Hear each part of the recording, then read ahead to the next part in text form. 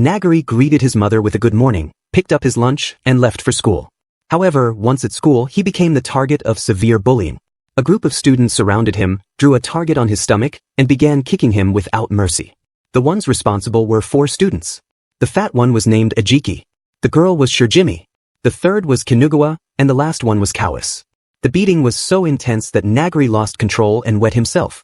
The urine spread and touched Kinugawa's shoes. In a rage, Kinugawa kicked him even harder and shouted at him, demanding to know if he understood how expensive those shoes were. At that moment, their leader Okaya arrived. He told Kinugawa that he had already warned him not to hit Nagari's face. Kinugawa immediately backed off and apologized. But Okaya wasn't done. He crushed Nagari's lunchbox and filled it with cockroaches and other insects. When Nagari refused to eat it, Okaya forcefully shoved the lunch into his mouth. They were all targeting Nagari for a single reason. Okaya couldn't stand the look in Nagari's eyes, which he described as rebellious. After school, Nagari quietly returned home. His mother had prepared a small party and a cake, as it was his 14th birthday. When Maria saw the wound on his face, she gently asked what happened. Nagari just smiled and replied that he had gotten trapped at school. Maria, who had nursing experience, carefully treated his injury and applied a bandage. Later that night, she called Nagari's father and told him about her concern that their son was being bullied. But his father dismissed her worry, calling her overprotective, and ended the call. Lying in bed and playing games, Nagari suddenly received a disturbing video. It showed his mother involved in an affair. He immediately realized it was fake because the voice didn't match his mother's. Right after that he received a message from Kawis, asking him to come to the observatory. Nagari made his way to the observatory on the mountain, where the whole group was already gathered. They started insulting his mother, calling her names like expired auntie.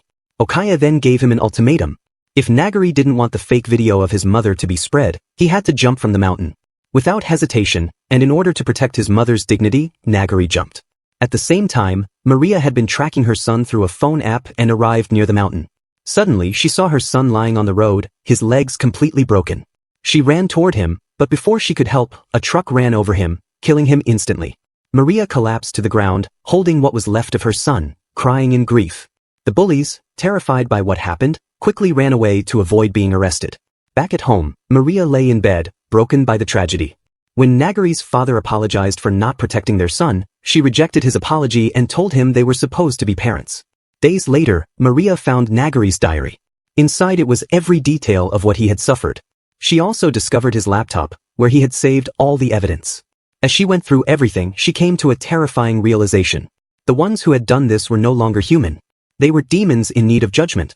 2 years passed, and Maria reappeared at the same school, not as a parent, but as the school nurse. One day, Okaya walked into the infirmary holding a poster that said, "No bullying." Maria held her emotions back and told him he was very admirable. Having killed her old self, she couldn't afford to make a single mistake. On the school grounds, Kawis was seen bullying a girl named Yajima. He showed her a secret video of her changing clothes and forced her to bring him 30,000 yen every month. Maria approached them and asked what was going on. Kawis quickly made up a lie, saying Yajima had puked and he was helping her. Before walking away, he threatened Yajima not to tell anyone, or he'd release her video. Later, Kawis bragged to his friends about almost being caught by the nurse. His friends warned him that if they ever got exposed, they'd kill him. Kawis reassured them, saying no one had found out what really happened to Nagari 2 years ago. Suddenly, Okaya appeared behind him and asked if he had mentioned Nagari's name. He told Kawis to never speak that name again, explaining how much he had hated his rebellious eyes. In an attempt to please Okaya, Kawis pulled out some money to offer him. Okaya didn't even look at it and walked away. Standing there, Kawis remembered Nagari's words, that Okaya didn't actually care about him. Now, those words were starting to feel true. Back at home, Kawis received 2 terrifying videos. One showed him bullying Nagari, something he thought was deleted years ago. The other was a personal and humiliating clip of himself. A message followed, demanding 3 million yen. It was sent by Maria. Still stressed, Kawis saw Yajima walking nearby and angrily approached her. He demanded satisfaction, claiming he was irritated. Yajima ignored him and tried to escape. Since she never acted like this before, Kawis believed she had sent the videos. He dragged her away and began torturing her, trying to force the truth out. Even though she repeatedly denied any involvement, he kept going and tried to drown her. At that moment, Maria entered and disappeared with him in an instant. Kawis woke up in a tank with his hand chained. Water started pouring into the tank. Maria stood before him and welcomed him calmly. Kawis thought it was some kind of prank or set up by someone else. But when he saw Maria's expression, he realized it was real. She told him he was being punished for stealing something precious from her. Now, she would steal his oxygen. Kawis assumed it was revenge for Yajima and claimed he was only playing. Maria told him to shut up and gave him a final chance. If he could enter the greatest sin he had ever committed, he could escape. Kawis searched through his memories and decided to enter the date of Nagari's death. But he didn't even remember when they killed him. Instead of feeling regret, he cursed Nagari for not dying on a holiday. The water in the tank kept rising. With no other choice, he had to cut off his hand using a blade. At first, he refused, but desperation took over. He pressed the blade into his skin and began slicing. When he reached the bone, the knife got stuck. It wasn't sharp enough. Kawis struggled but couldn't go through with it. Eventually, he drowned. Maria pulled his lifeless body from the tank and hugged it tightly. She whispered that the greatest sin he had ever committed was simply being born. Days later, Okaya tried calling Kawis, but received no answer. Then, Nagari's father, Taichiro, who worked as a detective, arrived at the school. He stood in front of Okaya to begin an investigation into Kawis' disappearance. Okaya warmly greeted Taichiro, speaking with respect and friendliness. He even requested Taichiro to help find Kawis as quickly as possible.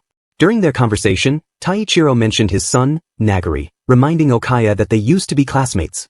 Okaya's expression instantly shifted, and he put on a sad face as he called Nagari's death a tragic accident. Taichiro smiled gently, saying it brought him comfort that the students still remembered his son. He also shared that ever since Maria divorced him, he had never spoken about their son with anyone. Meanwhile, Kinugawa and the others were at a restaurant. He grew annoyed seeing how the others behaved as if everything was normal, so he brought up Kawis' sudden disappearance. But Shirokimi dismissed his concern, saying she didn't care and told Kinugawa to stop thinking about it. This angered Kinugawa. He insisted that Kawis was still their friend. Shirokimi rolled her eyes, told him not to get emotional, and left, saying she had plans to go fishing. Later, Shirokimi was seen in a hotel room with an adult man.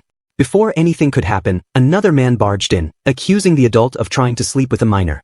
It became clear that Shirokimi had set the situation up intentionally for money. While showering afterward, her thoughts drifted to Okaya. At school, Kawis' homeroom teacher approached Maria, asking about his whereabouts. Maria calmly replied that she didn't know anything. But as the teacher turned to leave, she brought up a matter concerning Shirokimi, who was one of his students. Shortly after, Shirokimi came storming toward Kinugawa and the fat student, furious. She accused them of revealing her side job. Maria had told the teacher about Shikimi's actions, but Shirokimi assumed Kinugawa and the fat one were the ones who had snitched. She was about to attack Kinugawa when he grabbed her leg and demanded she stop accusing her own friends. Unbeknownst to them, Maria stood behind the door, silently watching everything unfold. Her investigation was over. It was now time to act. A while ago, Nagari had been falsely accused of stealing Shikimi's gym clothes after they were found in his bag. Despite his desperate denial, no one had believed him. That incident had completely destroyed his image in the class. Maria had discovered all of this in Nagari's notes. Now, Shirokimi had become her next target. The following day, Okaya gathered everyone and revealed that Kawis had been missing for 3 weeks. Despite the police looking into it, there were no leads. Some believed he had gone on a trip or met with an accident, but Okaya suspected something darker. He might have been murdered. He warned them to stay alert, as it seemed like someone was targeting them. Later in class, Shirokimi searched her bag and realized her gym clothes were missing. When she questioned her classmates, Kinugawa snapped at her, telling her to shut up. In the heat of their argument, she kicked his bag. When it spilled open, her missing gym clothes fell out. Enraged, Shirokimi confronted Kinugawa. He fired back, yelling that she was framing him, just like she did with Nagari. Everyone in the classroom heard the outburst. Panicking, Shirokimi laughed it off, claiming it was just an act. To shift attention, she repeated her accusation and said Kinugawa stole her clothes during her chemistry class. Kinugawa responded that he had been in the toilet, but she refused to believe him. At that moment, Maria entered the classroom and calmly stated that Kinugawa had been with her during that time. She asked Shirokimi to explain herself. Kinugawa backed her up, saying Maria had called him in for a consultation before class. Shirokimi realized she was losing control of the situation. To divert blame, she pointed fingers at a random boy who was just reading manga. But it was too late. No one believed her anymore. The class murmured about Nagari and mocked Shirokimi, saying no one would want her gym clothes anyway. Maria stepped in and told everyone to stop, reminding them there was no evidence. She warned Shirokimi that if she kept accusing others, she would soon be left completely alone. But the damage was done. Everyone looked at her with cold eyes. Shirokimi shoved Maria aside and stormed out, insisting she wasn't a loner. Maria followed and caught up to her, softly saying, "You're such a pitiful child, aren't you?" That single sentence froze Shirokimi. It turns out Maria had planted her gym clothes in Kinugawa's bag after calling him into a meeting. Everything was part of her plan. And it worked perfectly. Later, Shirkimi sat in a car with a man, determined to take revenge on Maria. That night, as Maria headed home, a group of men ambushed her. She tried to escape but got caught. At home, Shirkimi waited, expecting news of Maria's defeat. Instead, the door opened, and Maria entered with icy eyes. The next thing Shirkimi knew, she was tied up and hanging over a large pit. It was time for her judgment. Maria explained how she dealt with the attackers, tossed two of them and seduced the ringleader into a trap. From him, she also learned everything about Shikimi's plan. Maria told her that she and Kawis had no awareness of the pain they had caused. Hearing Kawis' name, Shirkimi finally understood why he vanished. Now it was her turn. A candle slowly burned the rope she was hanging from. Below her, the pit was filled with swarming insects. But Maria gave her one chance. She could send a message to one person without revealing her situation. At first, Shirkimi felt relieved, until she saw the phone had no SIM card. Maria showed her a box full of blades and said the SIM had accidentally fallen in. Now, Shirkimi had to use her mouth to search for it. She tried moving the cutters with her face but got cut right away. Tears filled her eyes as she cried, asking why this was happening. Maria told her to stop pretending to be a victim. She explained that Shikimi's suffering was nothing but the outcome of her own cruelty. Suddenly, Shirkimi recalled how she forced Nagari to search for his keys in the nail box with his mouth. And now she knew. Maria was Nagari's mother. Shirkimi realized Maria's final goal, Okaya. Despite her own fear of pain, she plunged her face into the box, frantically searching for the SIM. Her feelings for Okaya were so strong that she didn't care about herself anymore. All that mattered was warning him. Eventually, she found the SIM, but her face and mouth were covered in cuts. When Maria allowed her to choose someone to message, she picked Okaya. But when she opened their chat, she saw a harsh truth. She was the only one who ever tried talking to him. He had never cared. Still, she asked Maria to send the message. If you like me, come to this place immediately. She wanted to send that message, however, she doesn't have courage and messaged the guy who she has sent before to attack Maria. In the message, she told him she had a new target who could get the money. But the man rejected her and cursed her in response. It turned out that during their time at the hotel, Maria had revealed everything to him, how Shirkimi used him and insulted him on private social media. Shikimi's habit of using people had caught up with her. Now she was alone. Even then, she didn't regret anything. She believed Okaya would eventually kill Maria and reunite her with Nagari. Without another word, Maria cut the rope. Shirkimi fell into the hole. When she landed, she discovered the ground was coated in honey. The insects swarmed her, drawn to the sweet scent, and began devouring her alive. Only then did she begin to cry and beg for forgiveness. But it was already far too late. After some days, Kinugawa and Okaya were interrogating a gangster who used to be in Shikimi's gangster team. While crying, Kinugawa asked him where Shirkimi was, but the guy didn't know where she was. In the end, even after beating the guy severely, they didn't get any answer. Then, Okaya revealed his thoughts about the situation. Okaya concludes that Shirkimi didn't know where Kawis went, and Kawis most likely didn't have any connection with Shikimi's gangster team. Meaning, questioning those gangsters will get them nothing. So, Okaya assumes that the one who killed Shikim and Kawis is most likely Nagari's parents. Now, Ijima, who used to be with Shirkimi, is a concern left for Maria. At the day when she eliminated Shirkimi, she kidnapped Ijima and questioned him. Meaning, if Ijima got caught by police, he will most likely call out Maria's name, which will cause problems for Maria. On the day when she kidnapped him, she didn't kill him because he wasn't her target. But now after a week, she has realized that even if she doesn't kill him, she has to remove every point of concern. Since the day Maria has killed Shirkimi, Ijima has not gone home. There's also a chance that he might run away due to the fact that Shirkimi might expose his crimes. Regardless, before the police find him, Maria has to find Ijima before them. Maria knows that Ijima always conducts his trades in the club every week, so she went to a club to find him. But while she was looking for him, Kinugawa spotted her and asked her what she was doing in a club. She answered that clubs are meant for adults, so she can come here. But Kinugawa is still suspicious because he thinks that Maria isn't the type of woman to come to a club. Suddenly, he remembers that when Shikim's gym clothes appeared in his bag, and after that she stopped coming to school. The last person that went after her was Maria. Hearing that, Maria realized that if she gave a straight answer to him, she'd most likely get caught. So, she started crying in front of Kinugawa, saying that she already knew that it was her fault.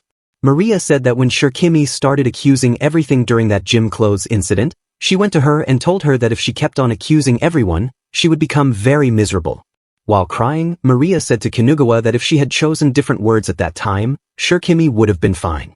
Seeing her crying, Kinugawa didn't ask further questions and said to her that he already knew she hadn't done anything wrong. When Kinugawa was about to leave, Maria stopped him and asked if he had any hint about where Shirokimi would have gone.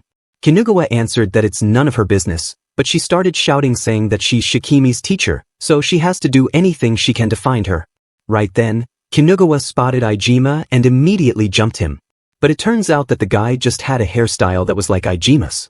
Still, Kinugawa didn't stop and was about to hit the guy, asking him why he has such a misleading hairstyle. Before he could hit him, Maria grabbed his hand, telling that violence is bad. But Kinugawa was so strong that he easily broke free from Maria's grip and hit the ground.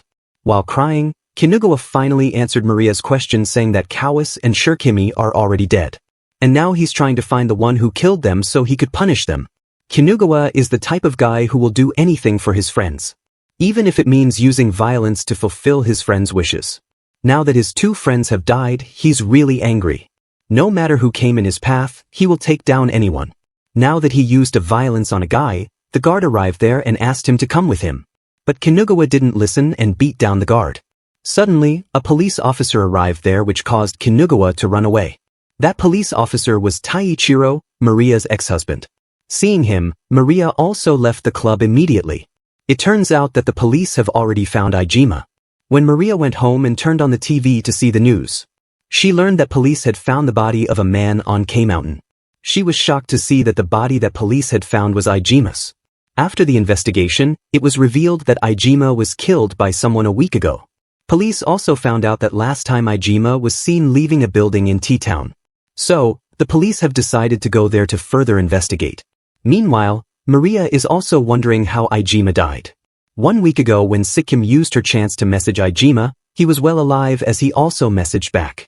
And from Kinugawa's reaction that she saw in the club, she also can't be the culprit. Ijima has his own enemy, but the timing is too perfect to just brush it off as a coincidence. As she found with Ijima and her group while keeping the placement of cameras in mind, there's a chance the one who killed Ijima was at the scene. She wonders if the culprit knows her. In the meantime, Kinugawa is getting angry because Ijima died without his permission. While Kinugawa wasn't thinking straight, Okaya and Ajiki were taking everything into consideration to try to find out if the Shirokimi and Kawase case is related to this Ijima's death or not. Okaya assumes that Ijima's isn't killed by the one who killed Shirokimi and Kawase, because Ijima's body was easily found by police, like an amateur doing a bad job in his work. On the other hand, in Shirokimi and Kawase's case, no evidence has been left behind by the culprit, which means a third party has entered the game. Meanwhile, Maria is thinking that if Ijima was killed due to a personal grudge, there wouldn't be any issue for her. However, the timing is just too perfect for that. She assumes that this occurrence has something to do with her revenge. She assumes that the culprit knows the relationship between her and Ijima, and for some reason decided to commit a crime to keep their relationship secret. If this is the reason, there's a possibility that the culprit would try to come in contact with her. Right then, Yajima entered the room and asked Maria if she had free time to talk to her. When Maria asked her to say what she wanted, she revealed that she was at the place when Kawase went missing. Hearing that, Maria wondered if she was seen by her. If Maria was seen by Yajima, there's a chance she also knows about all the things she's done until now. She said that she was getting tortured by Kawase at the moment he disappeared. She said that she was too scared to become a suspect to the police. So, she kept it a secret. In the end, it turns out that Yajima didn't see Maria committing any crime. To comfort Yajima, she hugged her and said that her secret will be safe with her. After that, Maria went to a shop and asked the boy to tell her about the Ijima's incident. This shopkeeper boy is Yuda, who used to study in the same class as Nagari. Yuda was also getting bullied by those four who used to bully Nagari. While sitting in the car, Yuda demands to know how Maria knew it was him. She revealed that she learned about him from the notes that Nagari had left behind. She learned that Yuda was supposed to be dropped out from the school, but she spotted him wearing the school uniform and following her via security cameras in school. And also the only that would have been benefited from Ijima's murder was Maria, and the only reason culprit would help her is because that person is also a victim. This was all the reason that led Maria to Yuda. After confirming it was Yuda who killed Ijima, she asked him why he decided to help her. He revealed that from the start he always ran away from his problems.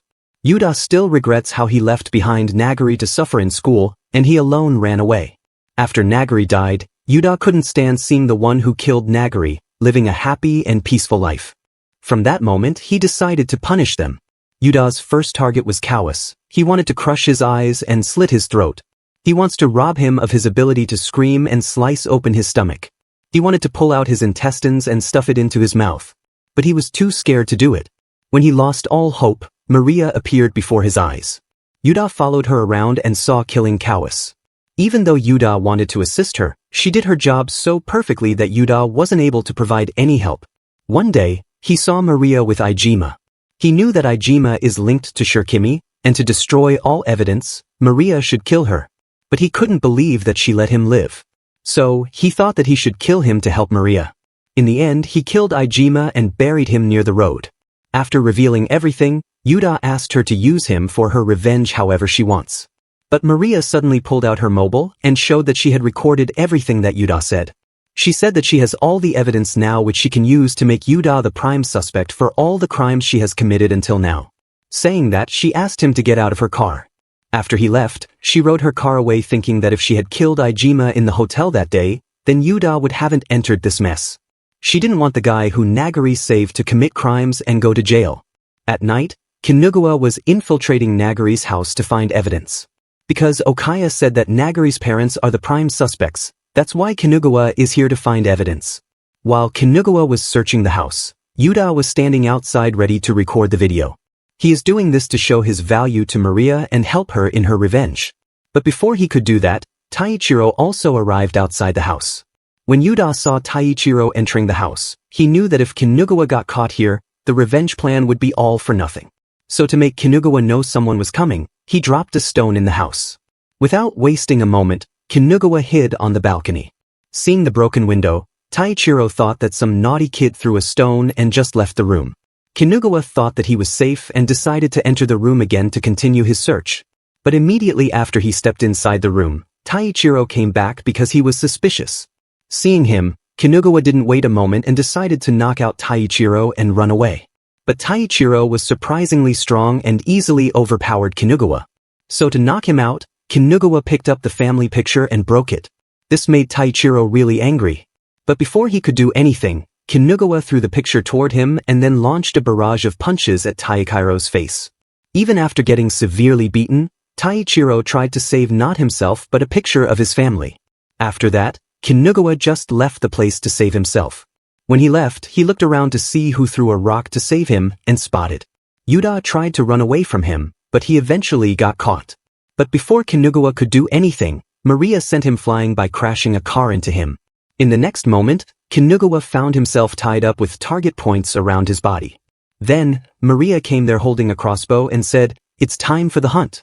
Even though Kinugawa was tied up, he still got up and tried to kick her, but she dodged it. When he was about to attack her again, Kinugawa noticed that his one leg was really injured. Sitting on the ground, Kinugawa asked her why she killed his friends. So, she showed him a video in which he is bullying Nagari. Seeing the video and remembering Okaya telling him the culprits are most likely Nagari's parents, Kinugawa finally realized that Maria is Nagari's mother. Kinugawa called the Maria's reason for killing his friends stupid. He said that Nagari was stupid and kept getting in their way, that's why they just taught him a little lesson. Kinugawa is getting angry just because Nagari died without their permission. He started saying that Nagari was causing them trouble before, and now that he has died, his mother is causing them trouble. So to shut him up, Maria shot an arrow in his mouth.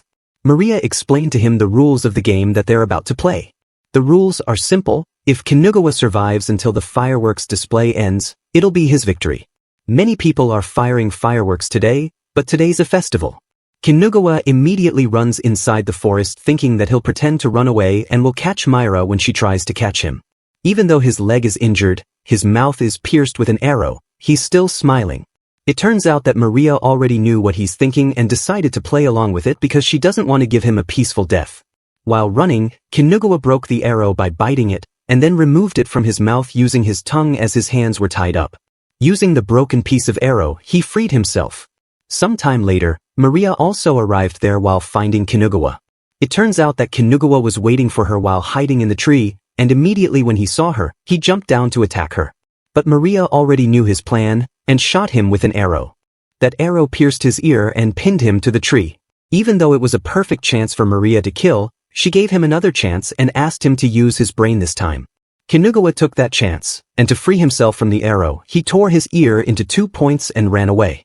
Even after doing that, he didn't show any expression of being scared or being in pain. After some running, he found a building. This is the same place where he used to torment Nagari. In the meantime, Okaya and Ajiki were at the festival. It's been 30 minutes since Okaya messaged Kinugawa, but he hasn't received any answer. So, Okaya assumed that Kinugawa had been caught. Somehow, Okaya knows that Kinugawa didn't get caught by the police. It turns out that Okai has installed GPS on all of his friends' mobiles, so he knows where Kinugawa actually is. Without wasting a moment, Okaya and Ajiki leave the festival to go and save Kinugawa. While sitting in the car, Ajiki asked Okaya if he really saw them as his friends. When Okaya answered yes, Ajiki asked him about his definition of friends. Okaya answered that friend means ally. Friends are the one who helped each other during hard times, that's why the more friends you have the better. Hearing that, Ajiki asked him about why he is enjoying this situation and seeing his friends dying. Okaya answered with a concerned face that he's not enjoying seeing his friend die. Ajiki knows that Okaya is enjoying the situation but he himself isn't aware of it. So, he asked him why he gets angry at his friends whenever they talk about Nagari. He asked Okaya about his relationship with Nagari. Okaya said that he considered Nagari his enemy because no matter how much they bully him, he never ran away. This is the reason why he liked tormenting Nagari the most. After saying that, he asked Ajiki that they should now focus on finding Kinugawa. Okaya assumes that he's still alive because the one who has captured Kinugawa will first bully him and kill painfully. As Kinugawa is really strong, there's a chance they might be able to save him. Meanwhile, Kinugawa entered the building and looking around, he remembered how he used to play with Nagari here. In this place, Kinugawa used to play a game of hide and seek with Nagari. If Nagari got caught within 30 minutes, he'll get punished. In the present, when Kinugawa entered a room where Nagari used to hide, the room exploded. Kinugawa got caught in fire and got really injured. Right then, Maria also arrived there and asked the injured Kinugawa if he had already died. As Kinugawa is really strong, he ignored the pain and tried to run away. But before he could run away, Maria shot her in the shoulder. Seeing how Kinugawa is enduring all the pain, she asked him if he's some kind of monster. Then, she led an angry Kinugawa to a second room. When Kinugawa reached the room, Maria opened the door and some arrows came flying and hit Kinugawa at different places. The things that pierced him weren't arrows, but some little spiky rods that were connected with wires. Before he took them out, Maria turned on the electricity which caused Kinugawa to get shocked all over his body. He thought that he'd survive if he took out these sticky rods. He used full force to pull them out. In the process, he even had to pull out his own eye with his own hands. Now he is really injured and can't even move. He finally starts to get scared after he realizes that everything that is happening to him is the same that he did to Nagari. With that, Maria brings out a chainsaw and decides to finally end Kinugawa's life. When Kinugawa was just a kid, he used to get bullied by his own teacher. One day when he was going home after getting bullied by his teacher, Okaya stopped him and asked him if he wanted revenge. Okaya told him to come to the counseling room after class tomorrow if he wants revenge. The next day when Kinugawa went there, he saw the same teacher who used to bully him, bowing in front of Okaya. From that day onward, Kinugawa, with the help of Okaya, started bullying the teacher. One day, Okaya asked the teacher to send him the naked picture of his daughter. If he didn't send it, Okaya will report the teacher to authorities for bullying Kinugawa, which will also destroy his life. The teacher started crying, asking Okaya to not bring his daughter into this. The next day, Kinugawa was shocked to learn that the teacher has committed suicide.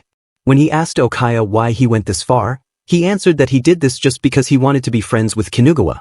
Hearing that, Kinugawa forgot everything and decided to be friends with Okaya. In the present, while Maria is cutting his fingers and limbs slowly, he thought that Maria is similar to Okaya. One by one, and slowly, Maria chased behind Kinugawa and cut his fingers one by one. Slowly, she also cut down Kinugawa's piece of meat. Kinugawa started crying, saying that he surrendered. He asked Maria to stop and said that he'd do anything if she just let him live. Hearing his begging, Maria reminds him that Nagari also used to ask them to stop bullying in the same way, but they never stopped. At the end of some beautiful cutting session, Kinugawa is barely alive with cuts all over his body. Before killing him, Maria asked him how they could enjoy tormenting someone. She said that she tried to imitate them while killing them, but she never gets joy in killing or torturing someone. On the other hand, Ajiki and Okaya have finally arrived. But Maria had already finished her job, so she went to her car where Yuda was also sitting. When Yuda apologized for causing problems for her, she said that she was planning on killing Kinugawa after summer holidays, but because of Yuda, she had to make adjustments in her plan. As Maria has thrown Kinugawa's phone in the mud, she thought that Okaya is most likely soaking in the mud finding Kinugawa's phone. Right then, Yuda received a call from his mom. He picked it up, and his mom asked him to come back because Okaya is here. When Yuda heard that Okaya went to his house, he got scared and immediately muted the call. He wondered why Okaya went to his house. It turns out that when Okaya was going for Kinugawa following the GPS, he heard some people saying how Taichiro, a detective, got robbed today. When Okaya heard that, he asked Ajiki if they're going to Yuda's house. Ajiki asked him why he's not going after Kinugawa. Okaya said that there's something more important than that. He told Ajiki that since that father isn't in commission right now, there is a high chance that the kidnapper is the mother, but from the fact that the police have yet to find even a single hint that ties her to the crimes, if they were to blindly chase the GPS, they might just end up walking into Nagari's mother's trap. Hence, while the culprit is playing with her prey right now, Okaya thinks that it would be a good idea to check out the possibility of a collaborator. Hearing that, Ajiki asked him if the one who killed Ijima is the collaborator and also asked him if he has an idea who can be the collaborator. Okaya said that when Kawase and Shurikimi disappeared, the possibility of the culprit being someone related to Nagar skyrocketed. And if Okaya were to add a third person into this equation, the only suitable candidate that comes to his mind is Yuda.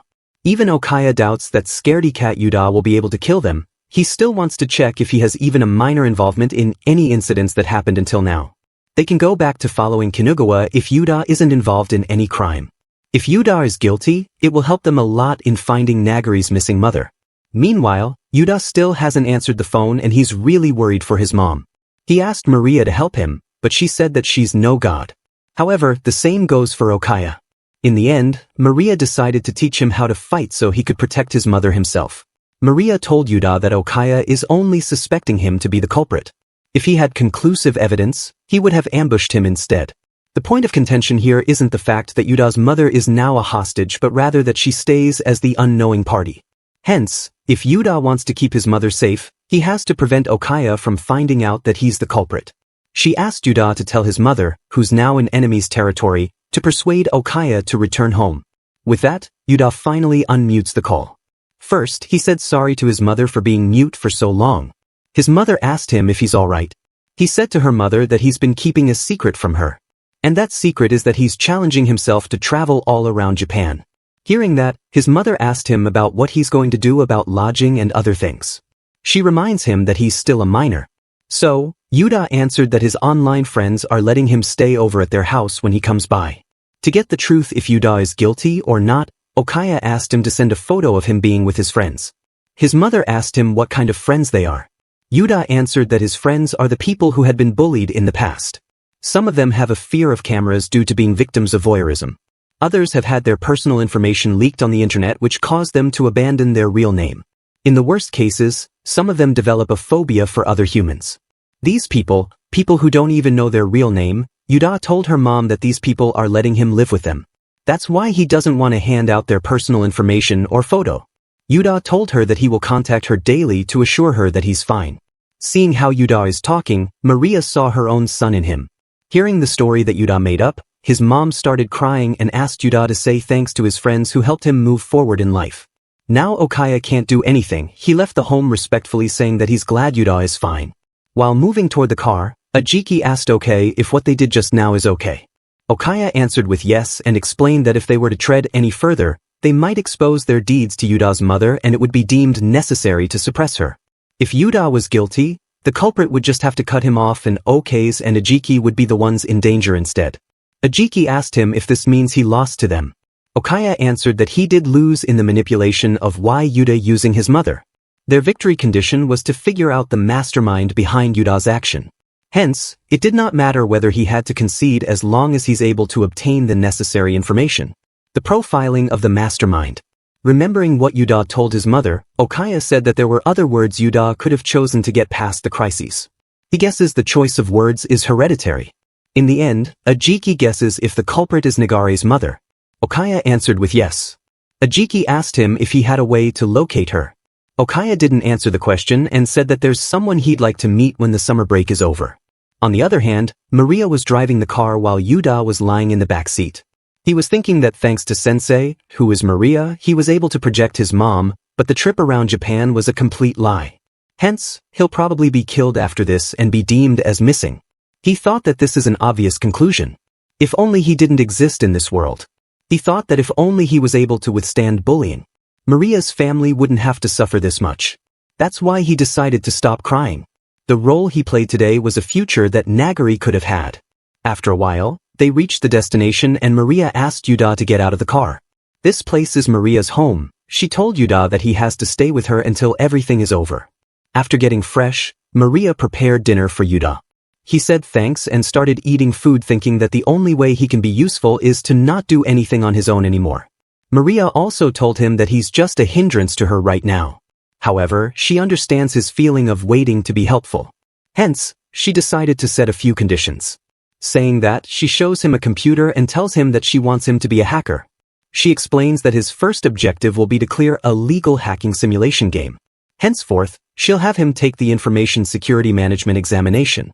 The CCNA, Registered Information Security Specialist examination, the SICH. Once he'll receive these 4 certifications, she'll make him her accomplice. She told him that this'll take a whole year and asked him to take his time with it. Before leaving, she told him that the reference books he needs and his bed will be in this room.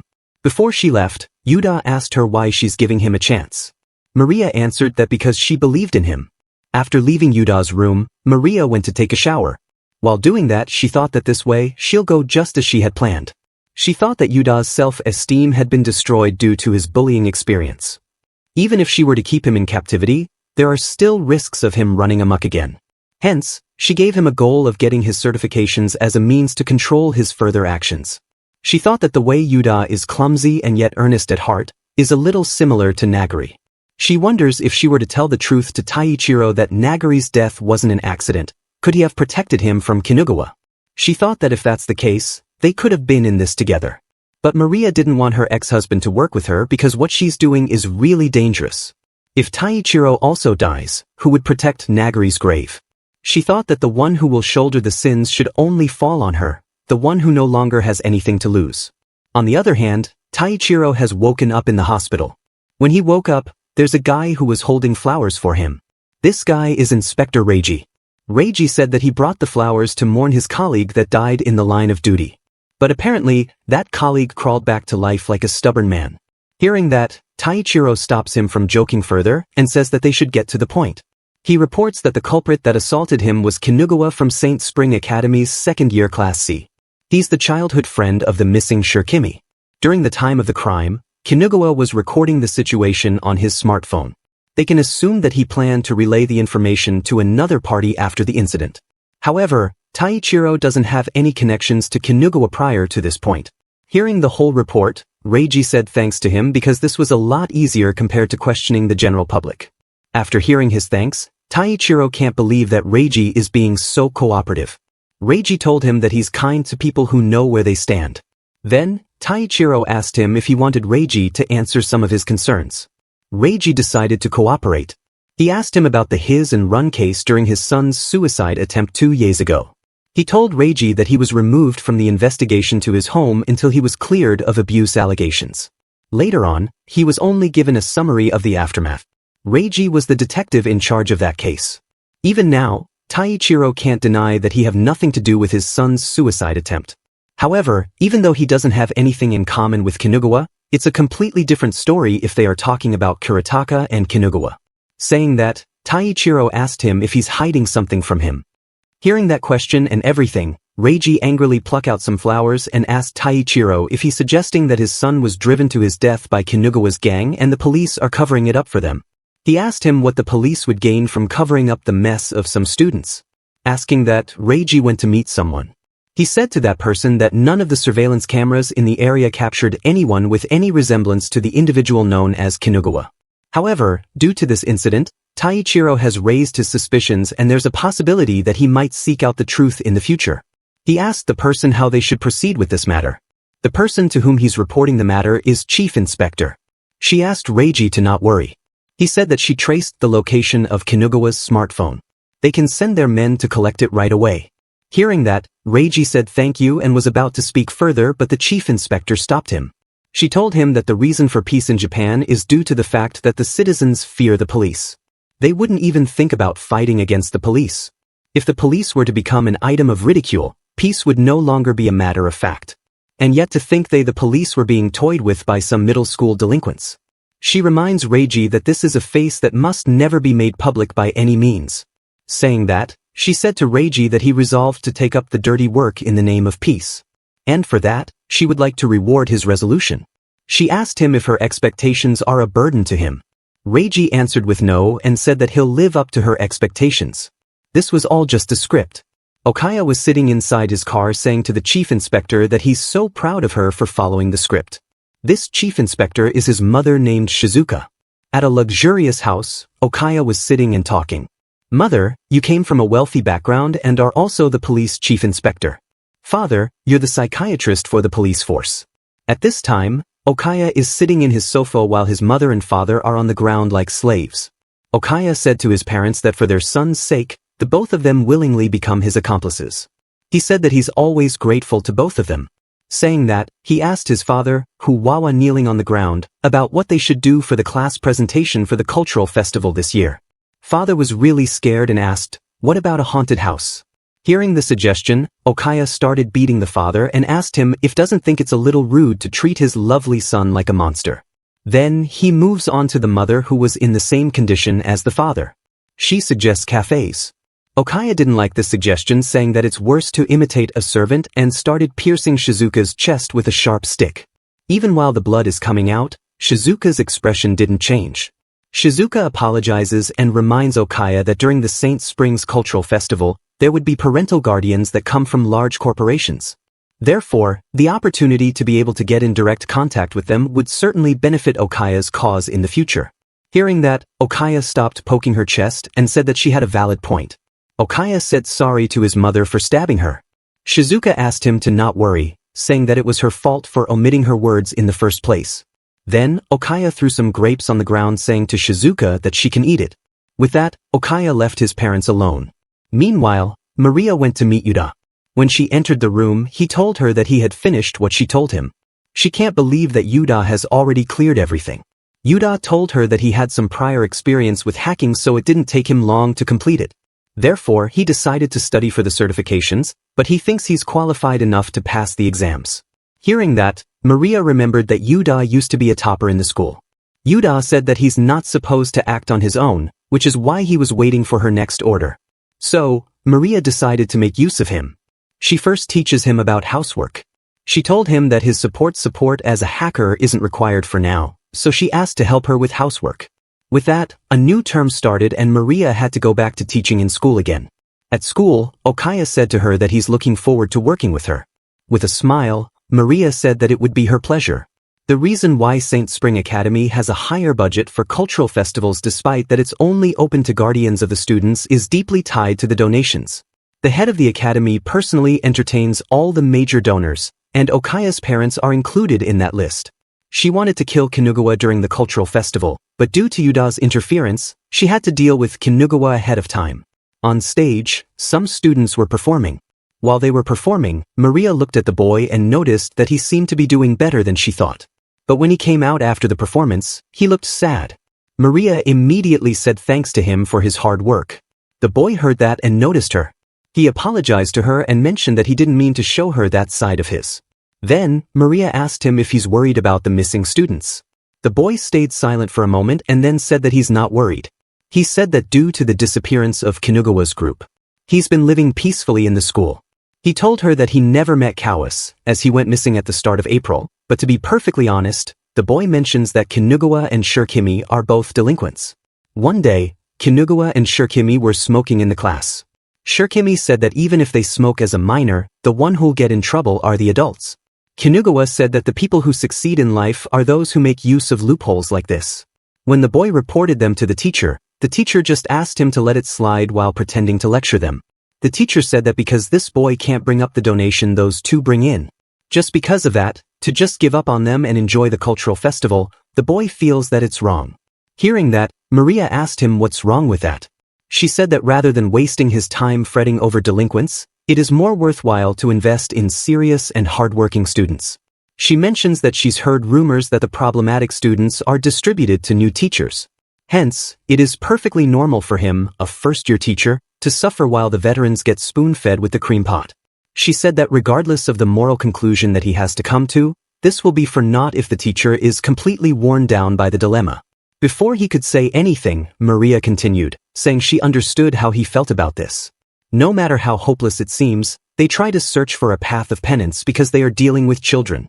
Hence, Maria suggested to him that instead of giving up on the students, he should watch over them instead. She said this because she thinks that letting the child make their own choices is a part of a teacher's duty as well. Hearing all that, the teacher said she's right. They should create a cultural festival that's so fun that all of the students would want to come join them after reflecting on their actions. Maria heard that, agreed with him in her mind. She thought that this man is what a real teacher is supposed to be.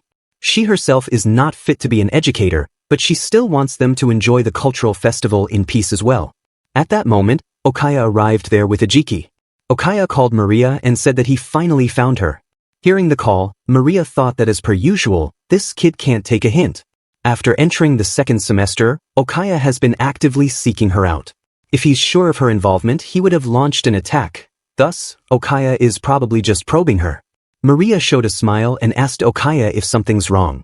Okaya asked her that if it's all right with her, he wants her to come to the student council room with them. In my mind, Maria immediately refused, but she can't actually do that.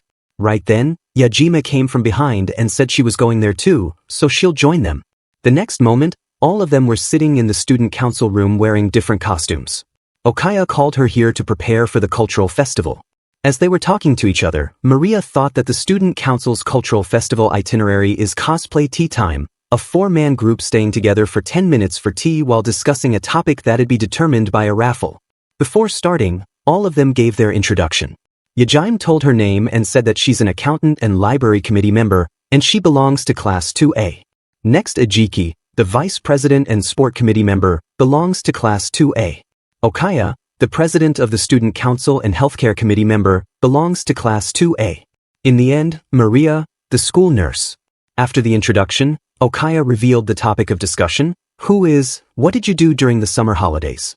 Maria immediately realized that their aim was interrogation. Okaya started first, saying that he and Ajiki went to see the fireworks together. Ajiki said that he went with Okaya because he said he'll treat him to some baby castellas.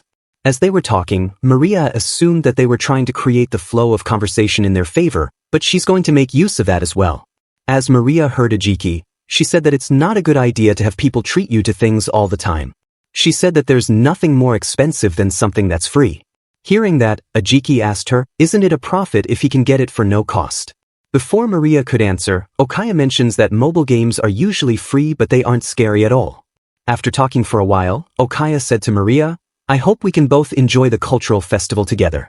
At the same time, the head of the academy received a huge pile of papers from the worker. The worker mentions that they have received a large quantity of these letters again this year. The head just glanced at the papers once and threw them in the trash bin, calling everything that is written on the papers nonsense. The papers mentioned that they have installed 2 bombs in the academy. The head said that the people who wrote these letters are all just talking. According to head, there's no way that they can actually blow up their school. At home, Yuda has prepared roast chicken cafe-style sandwiches. She looked at Yuda and thought that it's been 2 weeks since Yuda's confinement. But instructing him in a way that he doesn't get involved in her plans, his housekeeping skills have improved. Seeing him, she thought this might be how Yuda was meant to be in the first place. Yuda always had the strength to exhibit self-control. If he was weak-willed, he would have been on the side of bullies like Kinugawa.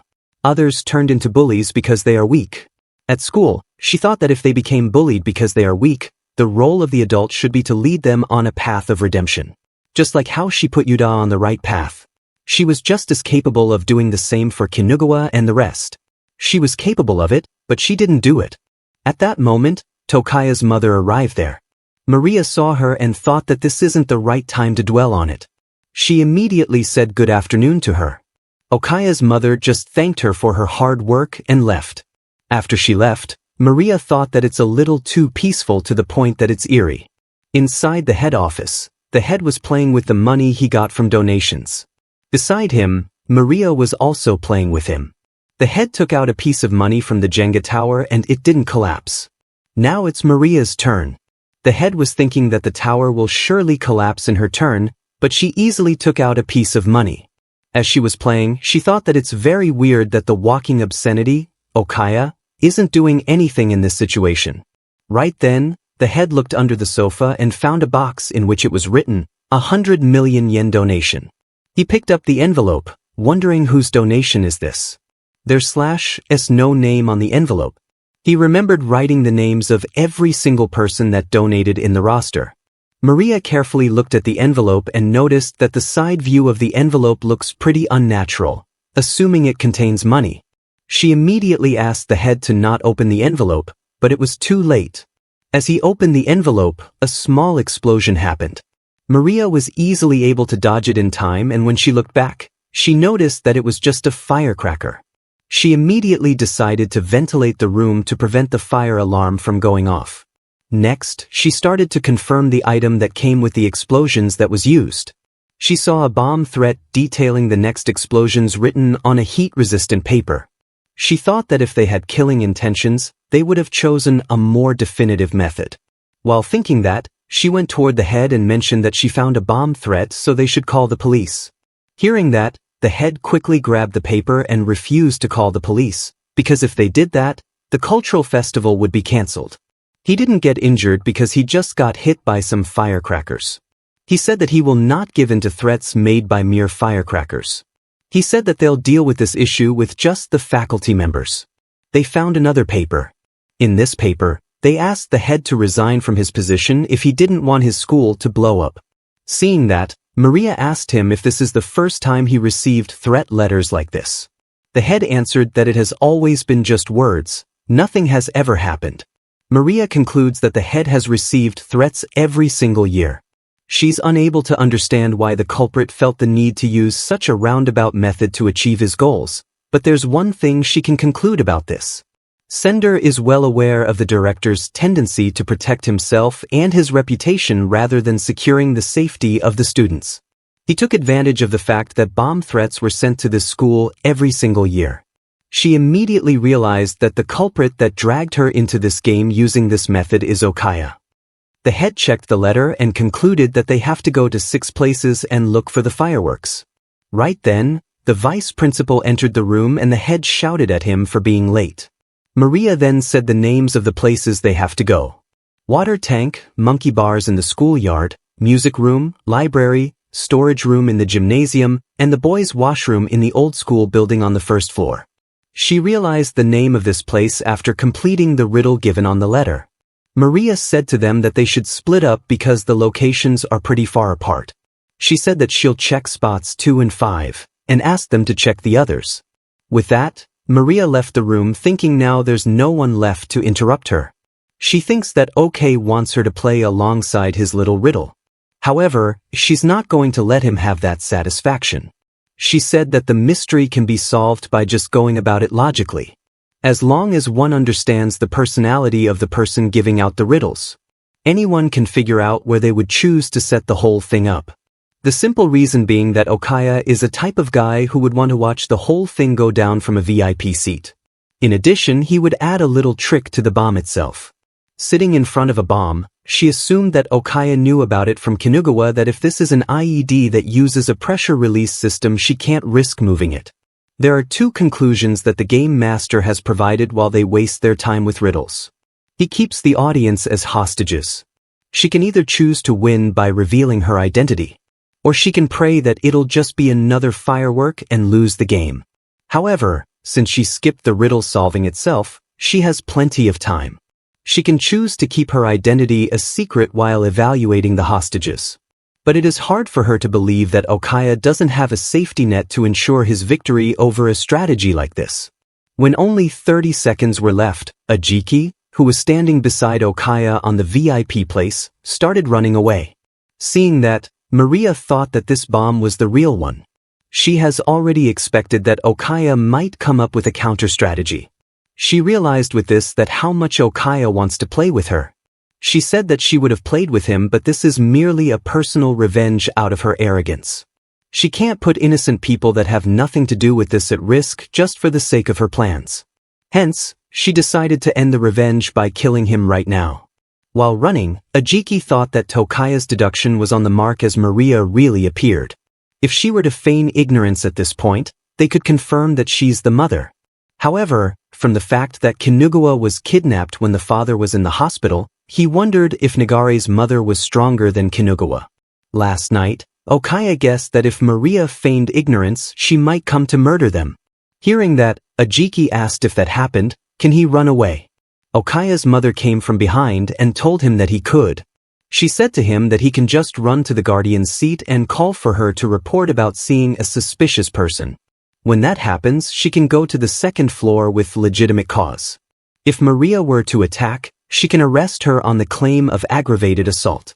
Even if Maria doesn't attack her, the moment she chooses to feign ignorance, they can investigate her on those grounds. Ajiki tells her that there's a chance Maria has incriminating evidence against them. So if they were to arrest her, she could expose them. He asked them what would happen then. Okaya's mother answered that they can use Taikairu, who is currently in the hospital, as a hostage. She said that she has a subordinate that can head toward the hospital with a single call. In the present, Ajiki went to Okaya's mother as planned and reported everything to her while thinking that this will work in his favor if the only thing he has to do is run. As Okaya's mother left, Ajiki started running again, thinking if they were to make Maria a suspect, they could use the warrant to access her family registry and stuff. Even if she were to hide everything in a safe deposit box, they would still have access to those. And in the worst case, where the evidence against Okaya and Ajiki were to be processed and exposed, they might be able to get out of it by dumping everything on Kinugawa and the rest. At that moment, he accidentally bumped into someone, and when he looked back to see who it was, he was shocked. Meanwhile, only 15 seconds are left until the bomb activates. Maria thought that she should start to get into a position where she'll be able to kill all of them with ease. Her plan is as follows. First off, she'll cut the white cord to stop the bomb. And she'll start off by getting rid of Okay's mother, who is probably standby off stage and hidden from everyone else's line of sight. And through the back passage, she'll attack Okaya and kill him. From the right side of the stage, she'll proceed to the second floor, toward Ajiki, who is heading toward the exit. She'll kill him by piercing his neck with the pen, and that'll be the end of all of this.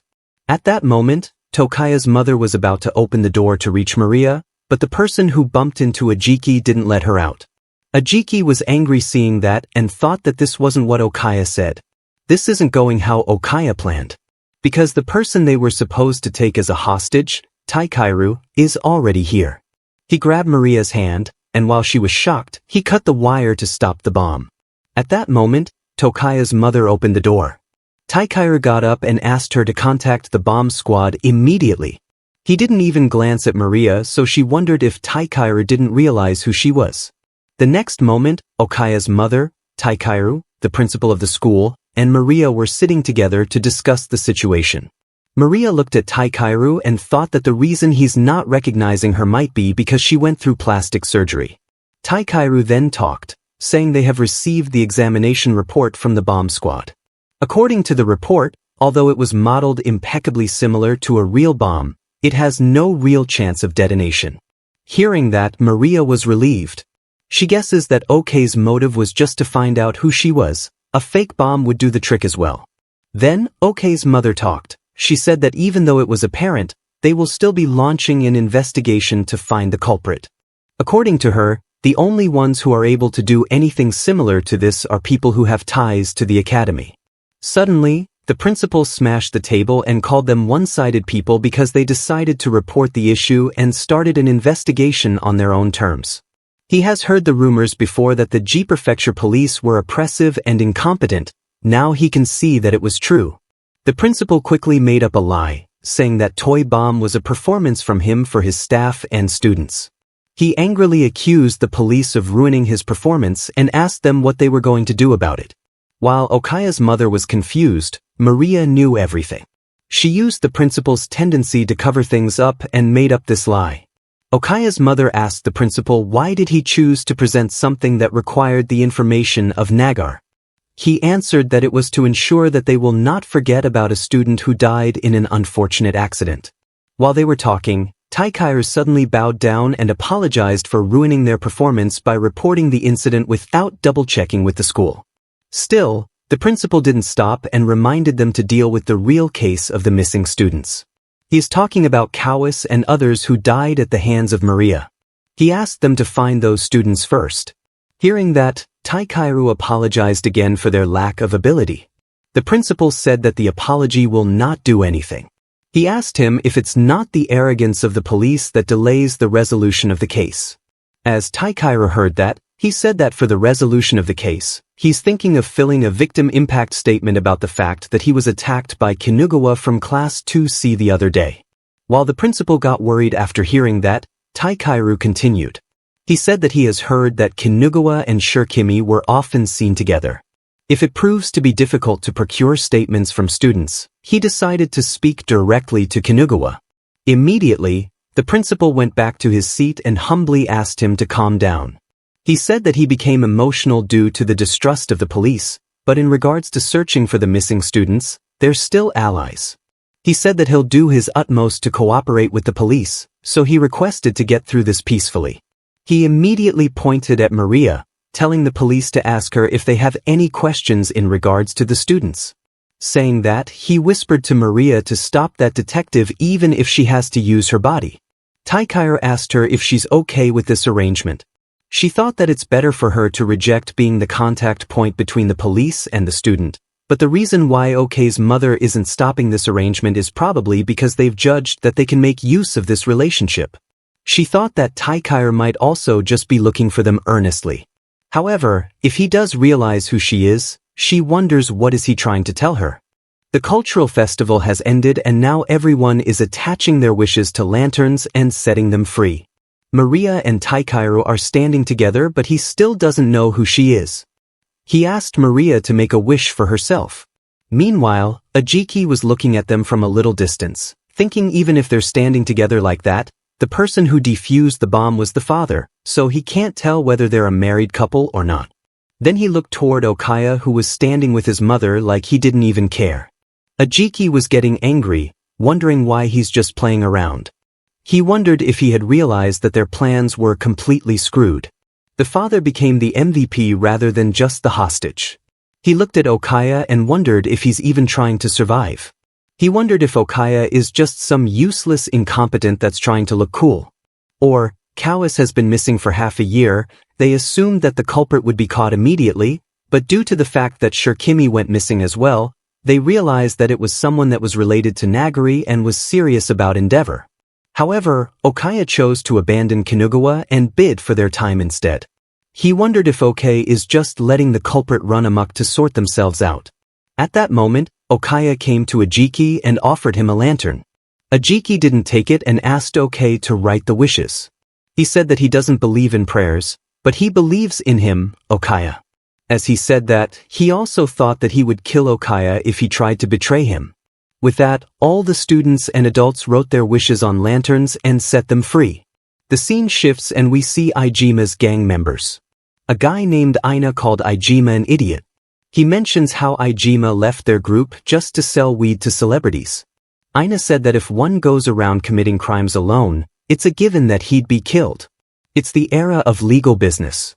If you sue for a small amount, you can win though the payout is minimal. Aina looked at the paper and said that it's an amazing era where the courts will collect the debts on their behalf.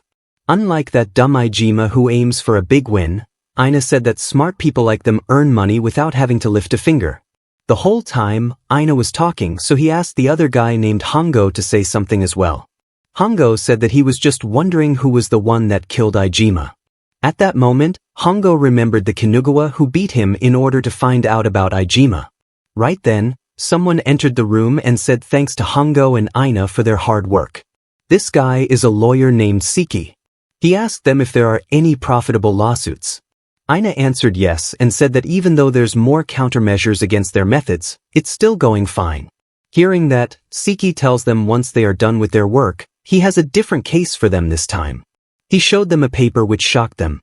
At the same time at school, a teacher was really happy and excited, announcing that their school is going on a trip. Seeing him so excited, the girls of the class tease him by saying he's so excited because Maria is also coming on the school trip. Meanwhile, Taikaru was sitting with Maria and asked him if she's also going on a trip, and she answered yes. Then, Taikaru asked her if she needed any protection. Hearing that, Maria looked down and said that she would have to discuss this with the headmaster. Saying that, she blushed and thought if he meant for the students, since 3 have gone missing, or she wondered if he's trying to protect her.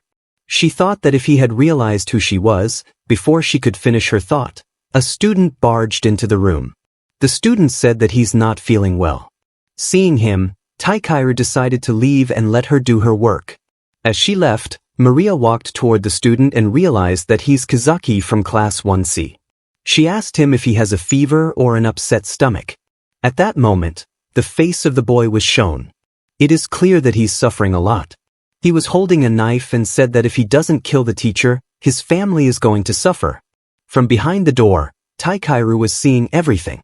Maria just asked the boy to not do it. The scene shifts and we see Okaya and Ajiki walking together. Ajiki asked Okaya if he had been to Kyugokujima before, the place where the school trip is going. Okaya answered yes and said that the sea there is really pretty. As they were walking and talking, a student went past them, hiding his face. Immediately after they went past him, the student ran toward Okaya to attack him. Okaya dodged the knife, but the student didn't stop and ran toward Ajiki. Ajiki's stomach got pierced a little and blood started pouring out. Meanwhile, Maria tells Kazaki that even if he were to stab her right now, it wouldn't protect her family. However, if he would cooperate with them to capture the culprit, she pointed toward the door and continued that the detective over there would protect Kazaki's parents. Right then, Taikaru entered the room again and said that it's even possible to bait them into an arrest. However, Taikaru asked him to apologize to Maria first. Kazaki apologized to Maria and then started explaining his reasons. He showed them an advertisement for work from home. The details of jobs are: number 1, entering data into a dedicated homepage. Number 2, simple work of copy-pasting predetermined contents. Requirements are a PC and someone who is able to communicate with a smartphone. However, when Kazaki sent them his address as a verification method, they started threatening him. By the time he realized it, he was considered an accomplice in criminal activities and he couldn't escape. Hearing that, Taikaru points out that it's the work of Takuryu, a group specialized in anonymous cases. Maria thought that they weren't completely anonymous. She thought that if they're talking about suspicious part-time jobs, it's probably an acquaintance of Ijima, but you have already claimed to have killed Ijima himself. The people who were with him at that point were just people looking to make a quick buck, so it is highly inconceivable that they would choose to get revenge for him. Hence the only remaining possibility. Before she could finish her thought, Okaya and Ajiki entered the room. Seeing that, Maria completed her thought that the idea of using a middle school student just like Kazaki, the revolting nature of it leads her to believe that it's the work of Okaya. The boy who attacked them is also with them. Okaya brought him forward and said that they had a little trouble with a middle school student earlier and Ajiki has gotten hurt. It turns out that the knife didn't pierce Ajiki's stomach. He always kept a hot dog bun inside his clothes and the red liquid that poured out was ketchup. Then, Taikaru asked them if there's someone who can resent them. Ajiki answered no, but Okaya said that he does.